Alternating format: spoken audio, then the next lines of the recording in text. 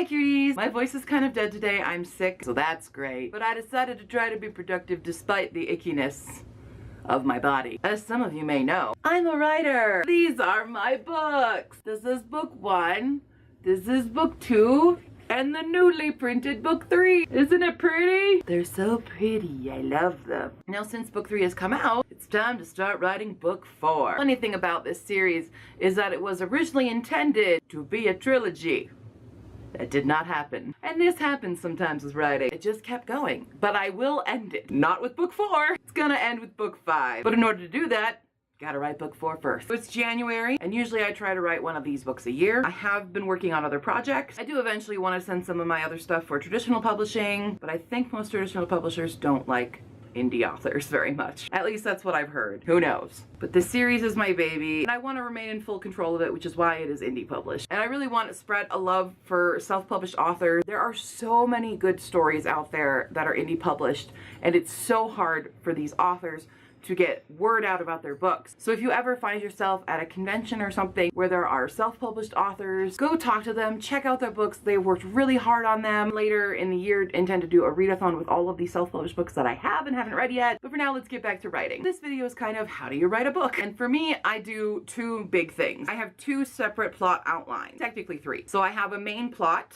of my book, and I've already written that out. And then what we're working on today is my chapter outline and my character outline. So I'm gonna show you the ones I did for Memory of the Hoop-Away, which is the second book of my series. And if I'm allowed to pick favorites, this one's my favorite. It introduces one of my favorite characters to write. So this is my chapter outline and the main plot up here. This is the chapter 1 outline. There's a little prologue one right here. Has bullet points of what needs to happen and in the order I would like for it to happen. Doesn't always happen that way. So we go through like that. And there's more, and then you can see scribbly notes where I end up like moving things around or where I spill water on it apparently. And then pertaining to each of those, I have these, which are my character outlines. So I have every character in the book here, and then I have chapter 1, 2, 3, 4, and then there are more pages where it goes on.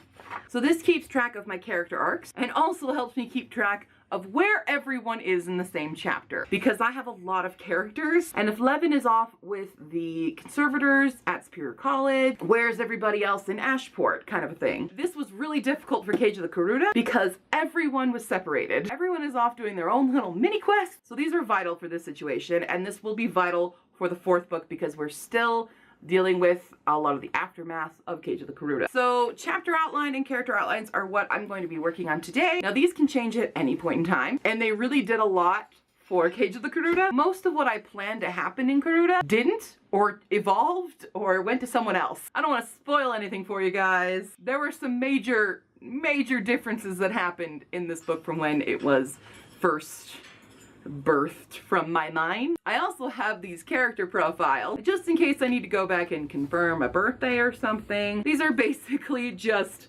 random pictures from the internet I found of people that look like my characters as best as possible. But I do have an amazing artist that I met on Tumblr who has been drawing all the characters as I've described. And eventually I will post those but they're not all done yet. So for me personally, I think very linearly in terms of writing, but it's important for me to have my solid beginning and solid ending so that I know where to stop. Because that's how this series ended up being 5 books instead of 3.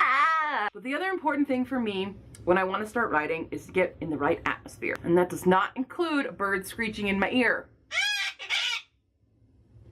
Doesn't include that. But it does include, oop, wrong hand, my fancy writing gloves. These gloves have Anne of Green Gables printed on them. Gilbert Blythe is right there. He's right there too.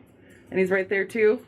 And it's the scene where he calls her carrots. So yeah, I like to write with my writing gloves on. Also important to have is a woodwick candle, because it makes that nice crackly crackly noise. Sets the mood. And I eventually will shut all these windows, but we have them open now for lighting purposes, even though it's not that great of lighting. I don't want to show you the screen because I don't want to spoil the next book for you, especially if you haven't read the latest or any of them, which you can do so. You can buy them online at Amazon.com, or you can go to my store Envy to get signed copies and other merchandise, links in the description. So that's how I start writing a book. Also, having a drink is very important, especially when your throat is very sore and scratchy, like mine. When I get this sick, I'm like the girl from The Grudge.